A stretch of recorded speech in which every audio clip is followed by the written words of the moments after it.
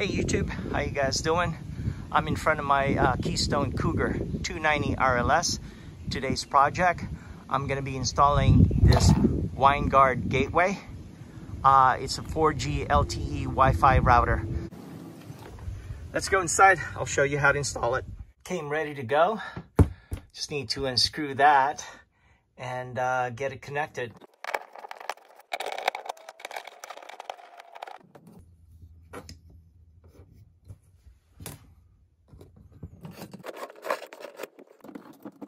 All right, all pulled out.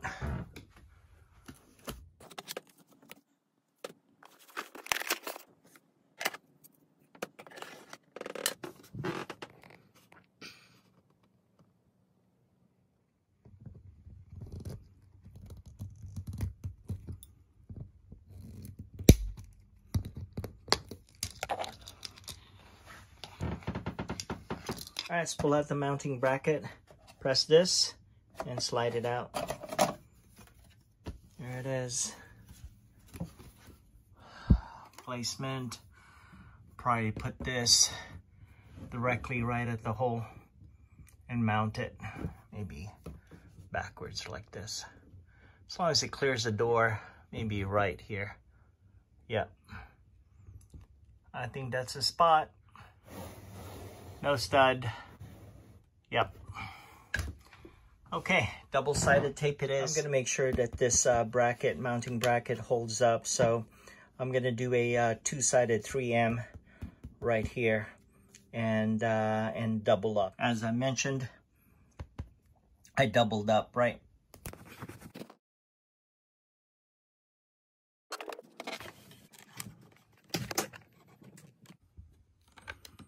Put everything through the hole.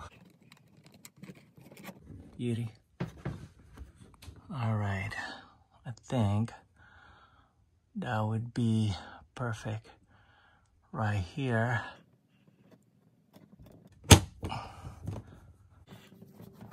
That's the same double-sided that I use for my solar panels, right? So let's go ahead and screw it in.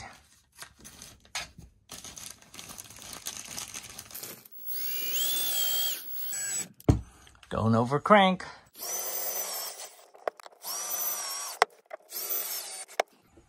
Okay, should hold in place. This Winegard Gateway came with a Winegard SIM card, but I'm with AT&T, so I'm just gonna pop it out and replace it with mine. And the way to go about that, you just slide this down like so, and it will pop up. There it is.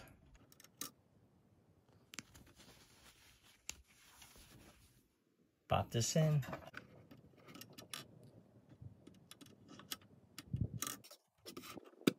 Yeah, don't overcomplicate your life, right? See this faceplate? It's actually for the switch. And I'm not gonna drill another hole on the wall of my RV. So what I'm gonna do is just cut this up, insert it right here. Good to go. Fully self-contained, right? And yeah, a little Dremel will take care of it. Dremel persuasion. Bam. And bam. Yeah, I just taped it up. Protect the electronics from maybe dust and all that junk. Hang tight. Take a look. There's my Dremel persuasion. Let's insert the switch in.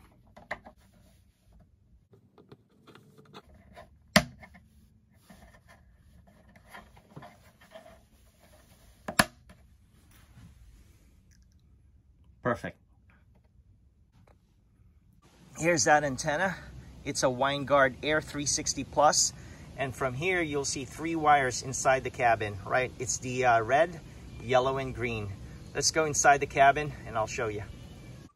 Here's that 3 wires, right? Coming from your antenna from the roof, the Air 360. Again, you got red, yellow, and green. Green one, the one with the green is positive. The white one is negative. So split it and we'll splice it without cutting it. Hang tight. There it is. Use the blade to separate them. And without cutting, I'm just going to expose the wire. I can't find my stripper that would actually just do that, so I'm gonna blade it and just expose a little bit of copper on both sides.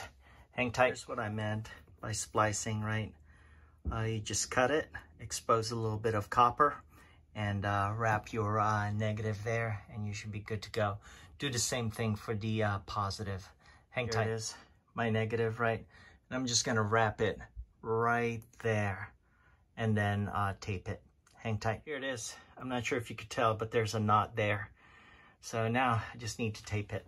Here it is, right? That's the negative, and it's good to go, right? This goes into your Winegard right here. And now I'm just gonna grab me another wire and do the same thing on this side without cutting it, but just splicing it. So hang tight. Same thing, right? Positive. Found me a wire right here. Might as well make it green. Positive. Just loop it around that. There it is. Just a little knot and wrap it around. Tape it up. Quick summary, right? See this cable right here? This goes to the switch, right? And the other one, black, I connected it to the negative, which is the white wire of the RV. And this is your hot or your positive, the one with the green wire. I spliced another green wire to it, and this end goes to the switch as well. Let's do a quick summary on how to wire this, right? You see the switch has two prongs. The one on the right actually is your power source, which is the RV's 12 volts, right? This one right here is from that whip, and that whip's positive goes right there, right? And then in terms of the three tiny wires coming from your Air 360, the antenna on the roof of the RV, the best way to remember on how to wire it is flip it this way. Think of a stoplight. The one on top is red, right? Like a stoplight. This one right here, the one in the middle, is actually your yellow. And way at the bottom is actually your green. So 5 is green. I'm not sure if you could tell. There's a number there. 5 is green, 4 is yellow, and the number 2 is your red. Again, just like a stoplight. All right, let's protect the wire. The positive wire with the shrink wrap, right? It's got a little piece about yay long.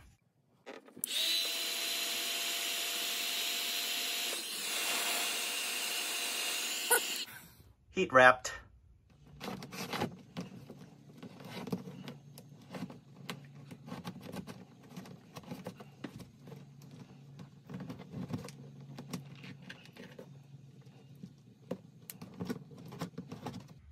Okay, here you go. Let's plug it in.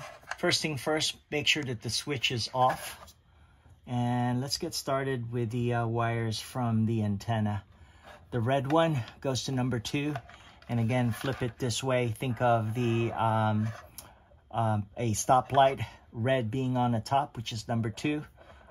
Yellow on number 4, which is this one right here. And number 5 would be your green. A stoplight. Let's go ahead and plug it in. It's a snap-in. Here we go. Line it up. And press down. You heard that snap. That's red. Let's go with yellow. This one right here. And then the last one would be the green one.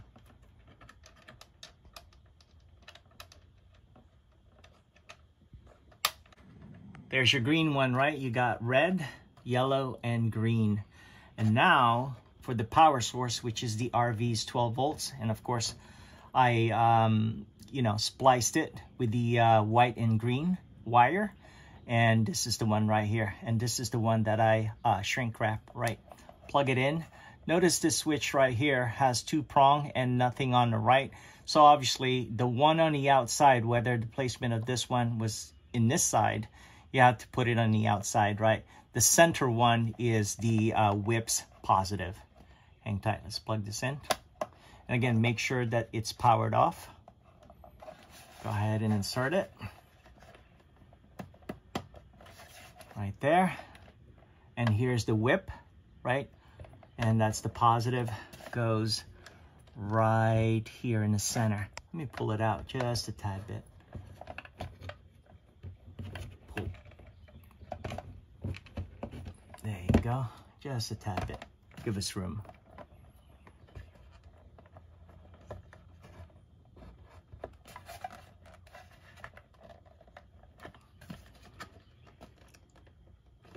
There you go, just a tad bit more.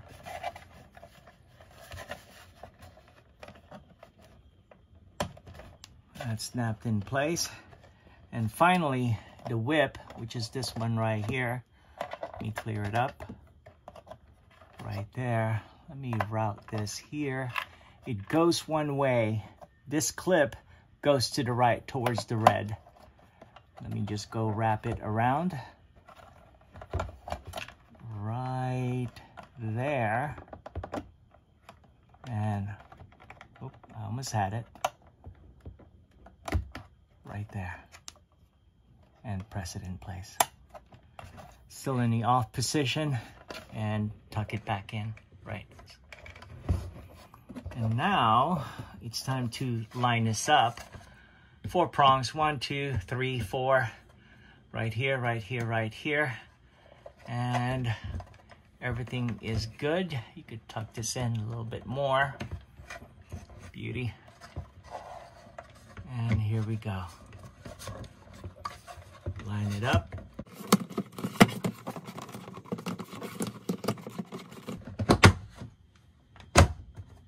That's in place.